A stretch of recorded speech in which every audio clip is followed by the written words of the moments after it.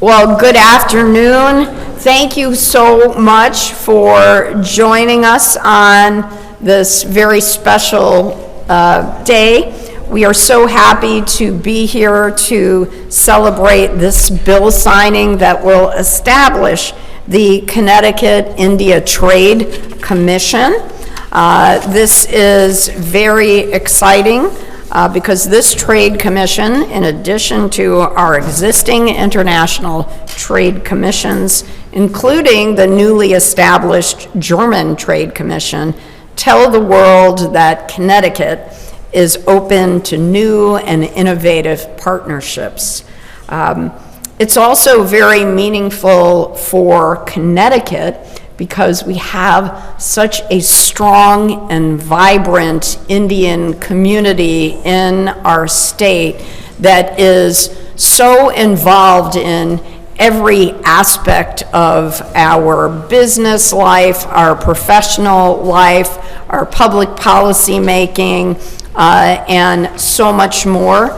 It's estimated that there are more than 65,000 Indian Americans in our beautiful state, and many of our legislators who are joining us today are proud to represent communities that have strong Indian American populations, and we are so proud to join with them to celebrate. Also, according to Advanced CT, international companies employ over 115,000 Connecticut residents, and those folks are employed at more than 800 companies across the state. So by seeking out new commercial relationships with Indian businesses, we can grow jobs and increase economic activity in our state. Connecticut exported over $18 billion worth of goods last year alone, so that is testament to our ability to add to our significant economic landscape. So we're very excited to be here. There were so many people who played a significant role, and you're going to hear about all of those folks. But I also want to say that in reaching an agreement with India, the world's fastest growing economy, to start this joint commission, we open up our state to so many more economic, cultural, and development opportunities. And this is really going to help our economy and our state. So I'm very heartened that this commission is going to feature members from a very diverse array of economic and professional backgrounds, and look forward to seeing the great work that this commission can do. So the governor and I thank you, and we especially thank the fabulous Senator Sujata Gadkar-Wilcox, who is doing wonderful work in our state Senate, and it is my pleasure to introduce Senator Sujata Gadkar-Wilcox, who will take it from here. Let's have a big round of applause for Sujata.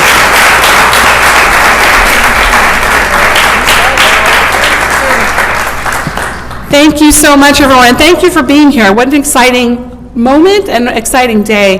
And I want to just begin by thanking Governor Lamont and our Lieutenant Governor, Susan Beisowitz, for their continued support of the South Asian community. This is, of course, this bill signing and this commission is coming at the heels of already being the second state in the country to pass, recognize Diwali as an official holiday. So thank you to already the governor, Lieutenant Governor, for all the support. And the governor asked me which state beat us out, and it was Pennsylvania, I believe. So we're the second state to do it, but I think California came after us, so only 3 states, so that's still something. We are, I believe, the only state to have these legislative trade commissions at the state level, which is so important right now because as federal trade policies are in flux, that really gives us an opportunity at the state level. I just wanted to acknowledge also my good colleagues that are here. Many people have supported not only this commission, but the trade commissions and our relationship in trade and commerce. So I see Representative Delnicki is here, Representative Garibay, Representative Wood, Representative Heffernan, my good colleague in the Senate, Senator Lesser, and of course the chairs of our Commerce Committee who helped pass the bill through, Representative Meskers, and Senator Hartley could not be here, but she did a lot to help pass this through. So I just wanted to acknowledge all of the members here, and then members of our commission on our co-chair of the Commission on Women, Children, Seniors, Equity, and Opportunity, Alan Tan is here. So we have representation throughout the state. So I'm here not just as a senator from the 22nd District, but as the child of Indian immigrants and the first Indian senator ever to serve in Connecticut.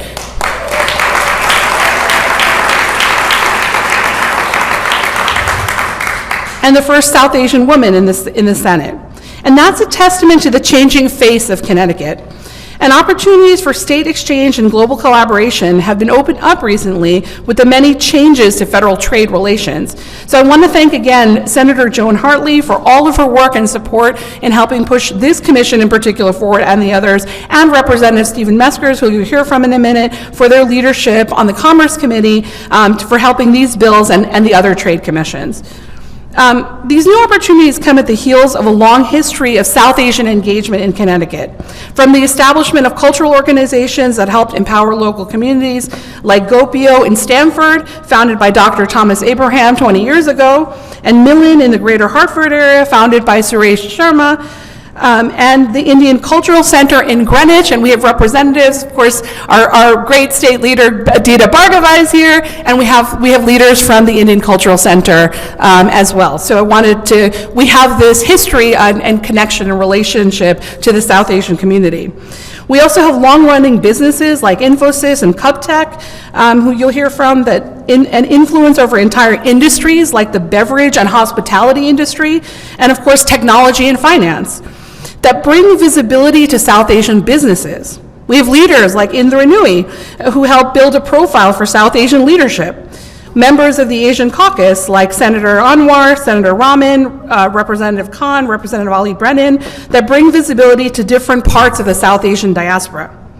We also have local leaders like Mayor Arulampalam and Mayor Singh, bringing visibility directly through communities through local governance.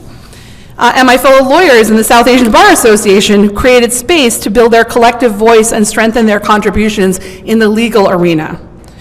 We're at a moment when Bollywood is no longer unfamiliar. In fact, I intended a Bollywood version of A Midsummer Night's Dream for the Shakespeare on the Green summer production in New Haven last year, which was incredibly popular, and hired a director who was from Mumbai. At Quinnipiac, the Holi Festival is one that attracts many non-South Asian students and is an event that students say is not to miss on campus. And in schools throughout the state, like in Trumbull, we have events like International Festival, which is always a crowd favorite. We have a true chance now to expand this footprint by stepping into the gap that federal trade policies have created and lead with the strengths we bring as a state. Senate Bill 132 is more than a trade policy. It's a recognition of deep cultural, educational, social, and business ties between the United States and India. In fact, many of the democratic principles in the Indian Constitution were informed by the US Constitution. India and the US both share a history of fighting against colonial rule, and in both cases, constitutions were crafted to secure liberty, promote the general welfare, and establish a well-balanced democratic republic. So India and the United States share a long friendship and a storied history, and most importantly, a deep connection through immigration and cultural exchange. In fact, 1 year before Indian independence, President Harry Truman signed the Fulbright Act, which enabled the exchange of students, faculty members, teachers, and researchers, building collaborative partnerships that paid off for years to come. I received a Fulbright Award to study constitutional law in a comparative context, and that single act of collaboration across countries in the now historic legislation introduced by U.S. Senator William J. Fulbright enabled me countless opportunities for continued educational dialogue and established years of robust cultural exchange and mutual understanding between nations. That's what we're doing with this bill too. We're establishing a foundation for a robust cultural exchange that will benefit Connecticut and India for years to come. The Indian community is one of the most vibrant demographics in our state. There are over 68,000 South Asians of Indian origin living in Connecticut today, making them the largest Asian American ethnic group in our state. Our highest concentrations of AAPI residents are in Fairfield County and Hartford County, where they're integral to our economy as entrepreneurs, healthcare professionals, and engineers. Indians now represent the second largest foreign-born population in Connecticut. Proportionally, we have the 7th highest population of Indian residents in the entire United States. The AAPI share of our electorate saw the number of eligible voters increasing by 60% between 2010 and 2020. The Connecticut-India Trade Commission will create new avenues for Indian companies to choose Connecticut as their American home. We have an abundance of shared opportunities in sectors like aerospace, manufacturing, biotechnology, and green energy. We have unique opportunities for cultural and educational exchange, considering the quality and number of our colleges and universities throughout Connecticut. And by establishing a formal commission, we ensure that these exchanges are not left to chance, but are nurtured by a delicate body of experts from our higher education institutions, chambers of commerce, and the Indian American community itself.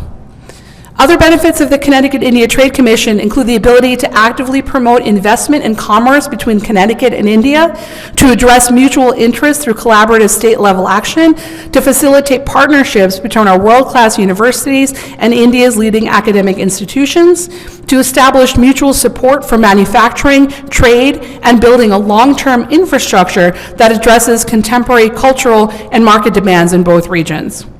With this bill, we're signaling that Connecticut is open for meaningful collaborative enterprise and meaningful global partnerships that will enhance our local economy. Thank you. I'm so excited to be here. And then to continue to MC and introduce our speakers, starting with our co-chair of the Commerce Committee, Representative Meskers, who can talk about the role that the Commerce Committee played in helping this bill get through. Thank you. So first off, I want to thank Sujata. I think my only complaint was that the bill was presented first to the Senate and then to the House. And we all know that the House is the place where things happen. But I really want to thank her for the effort. Senator Lesser is heading out. He's taking a dodge right away. We have 2 of these. As the grandchild of immigrants to the United States from Italy and Holland and Ireland, I know the tremendous sacrifice many people make in that immigration. I know the contributions intimately of the Indian community in my hometown of Greenwich and in Fairfield County particularly, whether it be everything from the Indian restaurant to my personal physician to the neighbor who works at BlackRock in the financial industry, and I worked in that financial industry. My exposure to the community and their contributions to our society are incredible. And so I thank you for choosing Connecticut over those other states, because clearly this is the place where it happens, and this is hopefully the room where it happens. You can expect my support through commerce and basically instrumenting this going forward. The committee will come forth on cultural and economic exchanges and bring forth proposals. I'm hoping that in the robust hearings and meetings of the committee of the commission, we will give rise to legislation that further fosters and engenders the contributions between this great state of Connecticut and India. And you have my word on that, and I thank you all for being here. And I thank the governor, who ultimately, if he hadn't signed it, we wouldn't be nowhere. So I do have to acknowledge that's the room where it happens.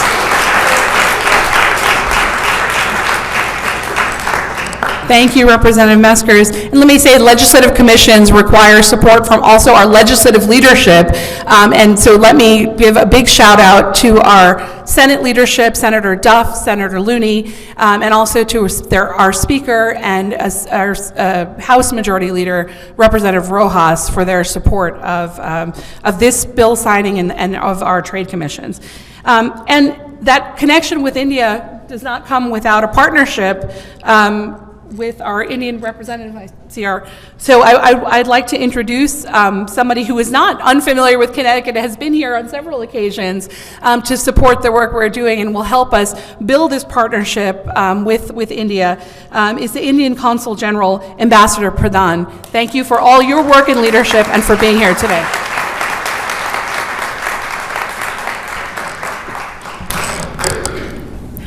Honorable Ned Lamont, Governor of Connecticut, Lieutenant Governor Honorable Susan Baisevich, Senator Sujata Gadkar, Senator John Hartley, Representative Stephen Meskers, distinguished guests, ladies and gentlemen, leaders of Indian community.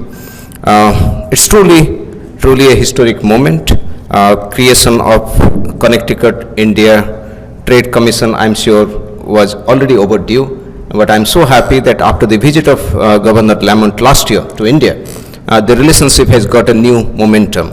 I remember before he visited India, I came to brief him about the places he was going. He visited Mumbai, he visited Bangalore, he visited Chennai. And I was telling him that you are visiting 3 powerhouses of India, each in the range of $500 billion of economy. And your visit would bring a new dynamism, new energy in the relationship between our 2 countries, and particularly with Connecticut. And I could see the momentum after that. We middle of last year, you recognized Diwali as a celebration here. Thank you very much for that. That's a recognition of the, and that's a recognition of the contribution of the Indian diaspora in this state. And I'm so happy today, Gopio, under leadership of Mr. Thomas Abraham, they're also opening a Connecticut chapter of their International Chamber of Commerce. So it's a very, very complimentary thing they're doing. Today, while coming to Hartford, I gave a call to our common friend, Ms. Indra Nui. I told her that I'm going to be witness to signing of this trade commission. And as she was part of your delegation visiting India, who had organized quite a few meetings, she was so happy. But she also mentioned that how India and Connecticut are natural partners, and how this commission can be a stimulus for not only economic but technological and academic collaboration. And I'm so happy to see the bill. I saw that the objective of the commission is not only limited to trade and investment, but it also includes business, academic exchange, arts, technology, and every other possible areas to collaborate between India and Connecticut. And it's a very detailed measure. I saw about who and how the members should be appointed. So it's truly a very detailed draft. I, as Consul General, I welcome this initiative, and I assure you, Honorable Governor, that the Consulate would work together with the Commission to make your vision, to make the vision of the 2 houses who passed the bill a reality, to increase our not only economic engagement but all other possible ties. Just before conclude, I must say that if you look at today India-US economic partnership, US remains our #1 trade partner with $240 billion of trade, and we have a vision objective to take it to $500 billion by 2030. US remains our #1 investment partner. In fact, recently in the select USA delegation, India was the biggest delegation, making $20 billion of investment commitment in the United States. The majority of that is happening in neighboring New Jersey, by the way. And if you look at tourism, you look at technology collaboration, or you look at talent cooperation, we call it 4T, trade, tourism, technology, and talent. In all the 4 KPIs, US remains our #1 partner, and this initiative, I can tell you, is going to further help us to achieve these targets much earlier. Thank you so much for this initiative, and thank you for inviting us. Thank you so much to our General Consul, Ambassador Pradhan. And let me invite up now Vikram Vikram and Preeti can come up together if you want to speak about how this, how our relationship with the business community has sort of been long-standing, and can say a little bit about your work. Thanks, Sujata. I have to keep this short. So my wife and I, Preeti and I, started our company 21 years ago out of our spare bedroom in Fairfield, Connecticut. And today we're the only company in the world that builds a technology that uses what is used in 3D mammograms to image the tissue when it is removed, the cancer, and confirm that the entire cancer has been removed in the OR. Our systems are installed all across the state, across the country, and 40 countries around the world. Just to add, we opened Connecticut-India 3 years ago. Prime Minister Modi inaugurated our system in the Gujarat Cancer Research Institute in Ahmedabad 3 years ago. We are growing. We recently acquired the Unilever headquarters in Trumbull because we are so confident of Governor Lamont's work in this state, and are hoping that in the next 4 years that he will be here to make it even better for the manufacturing community and the medical technology community. And I just want to say it's only in America, right? I mean, I came as a student 35 years ago. My wife and I live in a house that was built by Roger Sherman, somebody who signed the U.S. Declaration of Independence. What other country in the world could that happen? So, only in America. And we are really excited to see Sujata and Representative Meskers and the team bring this board together, and we hope it will help us and other businesses like us to grow and build a relationship between Connecticut and India. So thank you.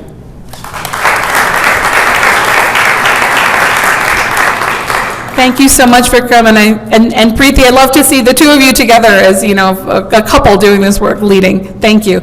And now let me introduce the great governor of the state of Connecticut, and thank you again for all your support to both our lieutenant governor and our great governor, Ned Lamont.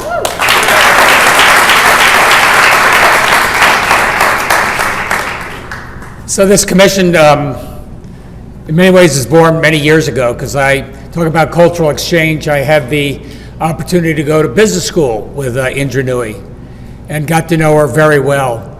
And 40 years later, she gave me a call and said, I know that Hartford's going through a pretty tough time, and I can tell you that I know the CEO of Infosys, and they're looking for a Northeast headquarters. I said, really? Infosys is now a power player here in Hartford, thanks to that relationship, providing training and skills in IT and AI, bringing us forward. And you heard from Sujata, I mean, the relationship between India and the United States is much more than commercial. You know, we both fled colonialism, two of the largest democracies on the planet Earth. And so going back a couple years ago, we said, well, if we're going to do a trade mission, we've got to go to India. And went with Indra and some commercial leaders and the head of UConn, and it was very interesting. There's a great line, you know, India, you had me at hello. And it's not only the cultural ties, but that sense of entrepreneurship and optimism, which I think our two countries share. And there we were in Chennai, and that is now our sister state relationship, Chennai, one of the most entrepreneurial centers in India, and just the nature of that relationship and what that meant. And as we traveled around, as you heard from the Consul General, people asked us about tariffs, and they asked us about labor, and they asked us about airports. And they said, how close are you to New York City? And I said, more importantly, how close is New York City to us? But they also asked something that I found really distressing. They said, are we going to feel welcome in the United States of America? Are we going to feel welcome? And I remember Indra telling me the story that when she landed at Kennedy Airport, almost 50 years ago, and she was taking the van up to Connecticut, and the driver said, "Where are you going?" She said, "I'm going to Connecticut." And he said, "You're going to go to the most welcoming state in America. You're going to feel right at home." And she's told that story. We told that story all over our trip to India, just reminding people that I think one of our greatest strengths as a country, which we never should get, is that we welcome people from around the world. And I want you to feel at home here. And I think we're a much stronger state for having each and every one of you here calling Connecticut home. And the degree to which this trade commission, we can enhance those ties, cultural ties, academic ties, commercial ties, bring our two countries together, will be a better world for it. That's why we're doing this. You got a lot of work ahead of you. Good luck.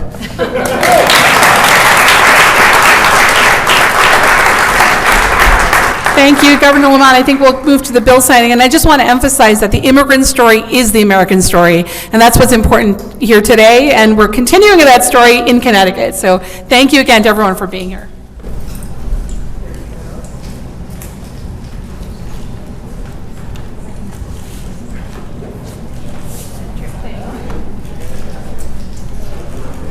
Oh, and there's a young person who spoke on the bill. I forgot to mention, Roman, if you can come up, we're going to give you a copy of the bill. You spoke, you helped support it through the Commerce Committee.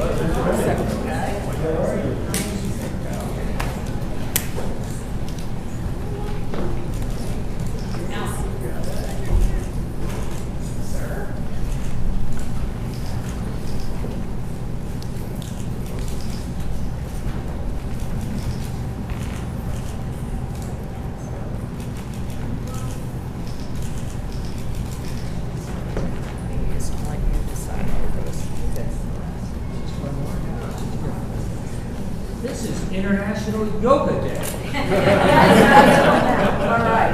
All right.